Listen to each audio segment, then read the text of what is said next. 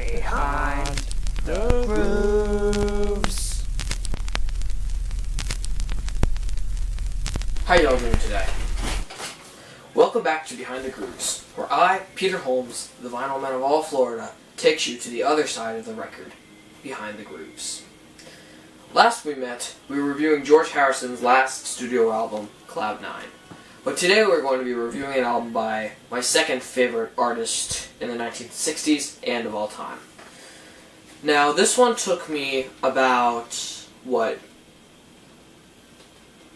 7 years to find. And I was extremely overwhelmed when I found it, because this was quite a find. This is Bookends by Simon and Garfunkel. Now, the thing about this is that it is an original, just like all the albums that I have, except for the Greatest Hits one. This almost completes my collection of their albums on vinyl, but I'll get to that later.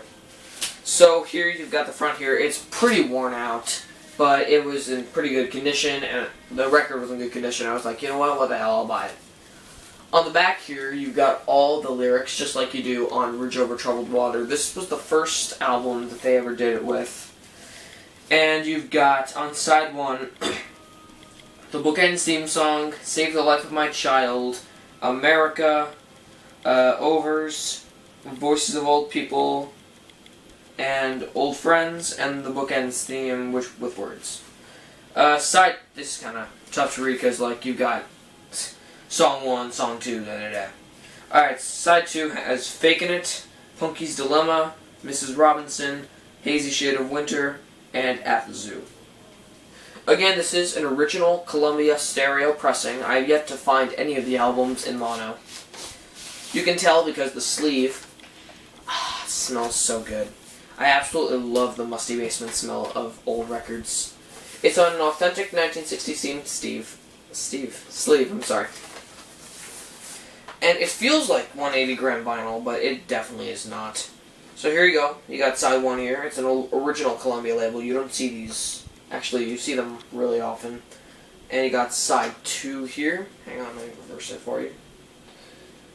And yeah, I would highly recommend buying this album because the songs are about childhood and growing up and seniorhood. You got old friends that are sat on the park bench like Bookends, and you intend that they're in their 70s, which they are right now. Simon and Garfunkel are actually in their mid-early 70s.